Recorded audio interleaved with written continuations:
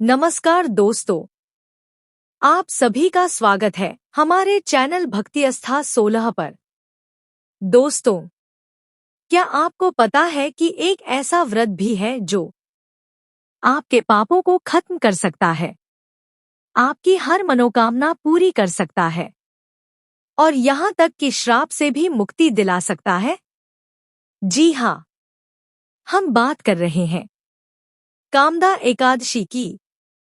लेकिन 2026 में इसे लेकर बहुत कंफ्यूजन है। कोई कह रहा है 28 मार्च, तो कोई कह रहा है 29 मार्च। तो आखिर सच्चाई क्या है? अगर आपने गलत दिन व्रत रख लिया, तो आपका व्रत अधूरा भी रह सकता है। इसलिए इस वीडियो को अंत तक जरूर देखें, क्योंकि आज मैं आपको बताने वाली हूँ सही तिथि, व्रत का पूरा नियम, पारण का सही समय और एक ऐसी कथा जो आपकी सोच बदल देगी। भाग 1, तिथि का पूरा सच। दोस्तों, सबसे पहले समझ लेते हैं कि कामदा एकादशी आखिर होती क्या है। यह एकादशी आती है चैत्र मास के शुक्ल पक्ष में, यानी यह साल की सबसे महत्वपूर्ण एकादशी में से एक मानी जाती है। अब बात करते हैं 2026 की। एकादशी तिथि शुरू होगी 28 मार्च 2026 को दोपहर शाम के आसपास और समाप्त होगी 29 मार्च 2026 को। लेकिन ध्यान दीजिए, हिंदू धर्म में व्रत रखने का नियम है उदय तिथि, सूर्योदय के समय जो तिथि हो वही मान्य होती है। इसलिए सही व्रत की तिथि है 29 मार्च 2026।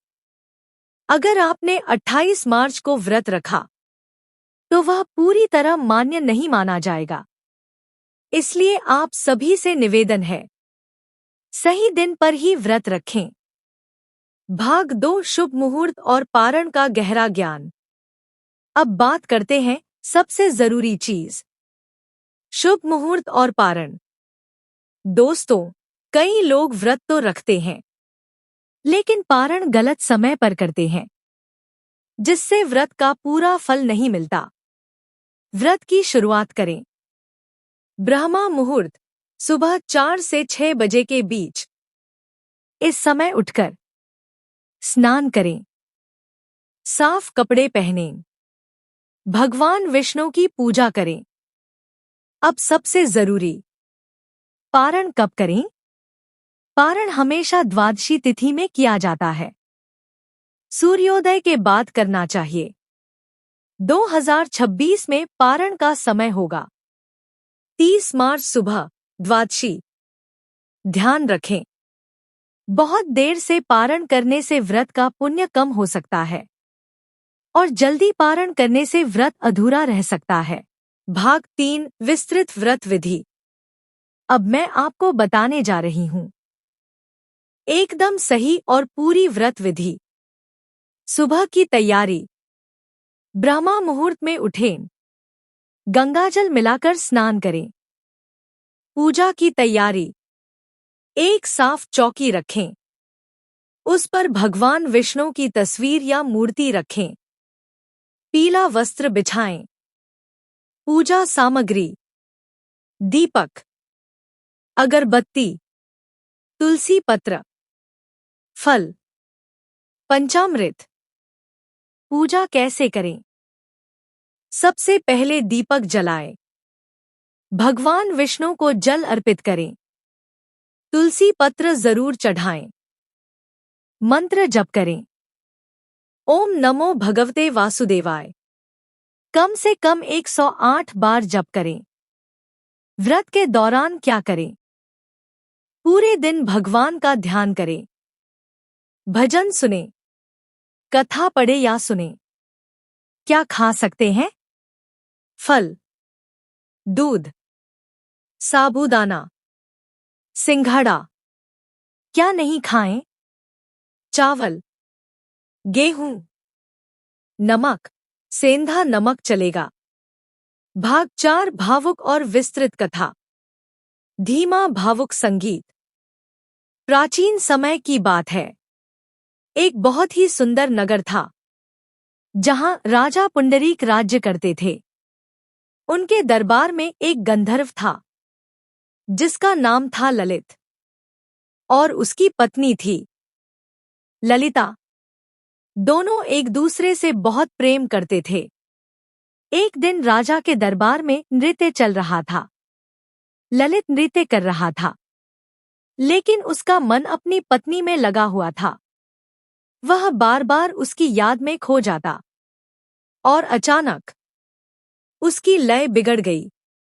राजा क्रोधित हो गए और उन्होंने उसे श्राप दे दिया, तू राक्षस बन जा। क्षण भर में ललित एक भयानक राक्षस बन गया। ललिता का संसार उजड़ गया। वह रोती रही, भटकती रही, जंगलों में, पहाड़ों में, हर जगह अपने पति को बचाने का उपाय ढूंढती रही। एक दिन उसे एक महर्षि मिले। उन्होंने कहा, अगर तुम कामदा एकादशी का व्रत रखो तो तुम्हारा पति मुक्त हो सकता है।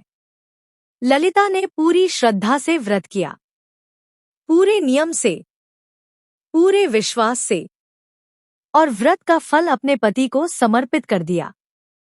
तभी चमत्कार हुआ। उसका पति फिर से अपने असली रूप में आ गया। भाग 5 व्रत के चमत्कारी लाभ।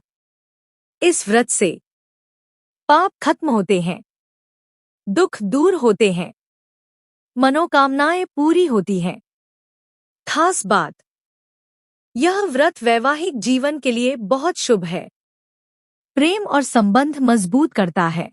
भाग 6 खास सावधानियां। क्रोध बिल्कुल न करें, झूठ न बोलें, किसी का दिल न दुखाएं, ब्रह्मचर्य का पालन करें, सात्विक जीवन अपनाएं। दोस्तों, अगर आपने यह वीडियो यहाँ तक देखा है तो समझिए भगवान विष्णु की कृपा आप पर जरूर है। कमेंट में जरूर लिखें, जय श्री हरि। वीडियो को लाइक करें, चैनल को सब्सक्राइब करें और इस जानकारी को अपने परिवार के साथ जरूर शेयर करें।